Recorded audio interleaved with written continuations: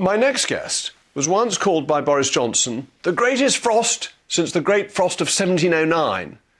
But I think he's an even greater frost, the sort of frost that would have defeated Napoleon in 1812. So, the Great Frost. I can't follow that. Great to be here. Well, thank you for coming on. I want to first of all talk about the NIP, the Northern Ireland Protocol, because you had a very interesting and thoughtful piece in the Telegraph this morning, where, if I understood it correctly, you're saying it's not perfect, there are legal issues with it, but it's better than what preceded it, and that we need to bag these incremental improvements. So I think the incremental improvements are worth having. They'll probably make some difference to the situation. What worries me is that we're going to find the protocol entrenched as a result of this deal. And what I was trying to do, what the Boris Johnson government was trying to do when we were in power, was, once we run into problems with the protocol, to begin to roll it back, either by negotiation or some other way. In other words, to replace EU law by UK law. We didn't succeed in that. What the current team have done is simply more or less keep the protocol in place but soften it slightly. Mm-hmm. So we were trying to change the situation. This is really continuity with the previous situation, just not so harshly implemented. So I worry that one effect is going to be the protocol stays for a longer time. And the not so harshly implemented was actually in the protocol itself, that the ability to renegotiate it and ease it as technology improved was part of what was agreed in 2019. Yeah, the protocol itself is quite a broad brush document and leaves a lot to be worked out by implementation. And that's why the EU's been able to do what it's doing now within the framework of basically the same text. It allows a lot of room for interpretation. And the interpretation of the text ultimately lies with the European Union rather than with His Majesty's government. So if you take the green lane and the red lane, the green lane will be green as long as the UK doesn't diverge, or if it does diverge, the EU will have to accept that divergence. If it doesn't like it, it can turn the green lane red, make it incarnadine. Yes, absolutely. The whole thing is conducted under EU law, and even the areas where UK standard goods are now allowed into Northern Ireland, that exclusion is accomplished under EU law. The scope of EU law has not really changed at all, and that includes the green lane, it includes the trusted trader scheme. We are reliant on a good relationship with the EU to make this work, and let's hope we have one. That Brexit isn't about having bad relationships with our neighbours, but history suggests it may not always be like that. Yes, that's important, that if we can improve the relations, it's worth doing. Absolutely. But to some extent, this deal's been oversold, because if I've understood the VAT correctly, it will be possible to change VAT on fixed goods, but not on movable goods that may be able to go over the border into the single market.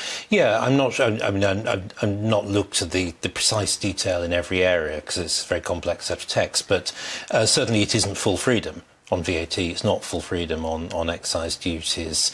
The suggestion that some government ministers have made that all trade barriers disappear is I'm afraid not true. They're thinner and would certainly be easier to operate, but they haven't disappeared. So it's softer. It's a softer trade border, but there is still a trade border, I fear. That will be, yes. But let's move to the future of the Tory party, because the Tory party's now been talking about Brexit probably since the Maastricht Treaty in 1992. But there's so much more to the Tory party than that. We were at a meeting together earlier in the Houses of Parliament on the growth group of MPs. How do you think we get growth? Because everyone's promising it at the moment. We have to get back to some of the truths we know about how an economy works. And if you've got a high tax, high spend model with very expensive energy, for example, you're going to have slower growth. All history points to that fact. If you try and control too much economic activity by the government, you're going to have problems. And what we need to do is reduce the scope of government involvement in the economy. It's at a historic high. We can comfortably reduce it. If we could get it down to the level of when Gordon Brown was Prime Minister, we'd think we were doing a fantastic job. That's how bad things have got, and we've really got to change direction.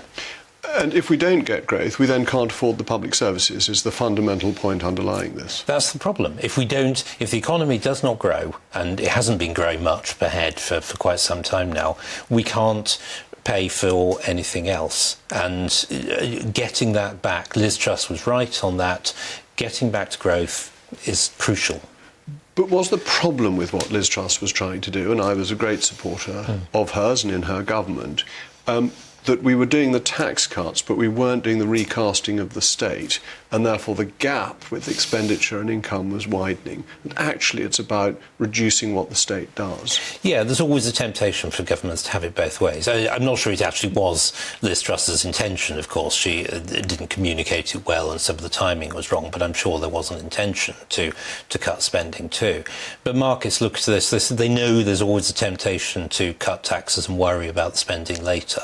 So if you're serious, you've got to try and do both. And with spending at 48% of GDP, there's definitely room for some savings, I think. Indeed, and start with the efficiency savings. And then with an ageing population, you've got lots of pressures, though, coming from welfare and from healthcare and from social care. And those are only affordable if you make a bigger economy. I mean, it's Margaret Thatcher's term, you bake a bigger cake rather than slicing up the current cake. Absolutely right.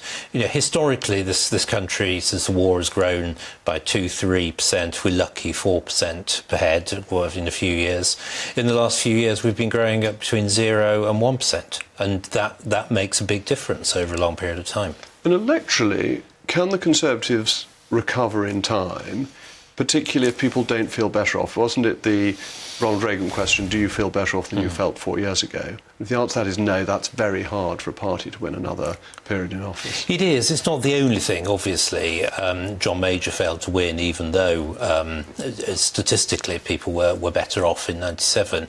I think we definitely need to try and recover growth. We also need to give people a sense of the direction. I think that if we are re-elected, we're going to deliver genuinely conservative policies that, for a mix of circumstance and lack of will, we haven't delivered over the last few years. People have got to know what they're getting, I think, and communicate a real sense of direction, enthusiasm, belief in what we're trying to do.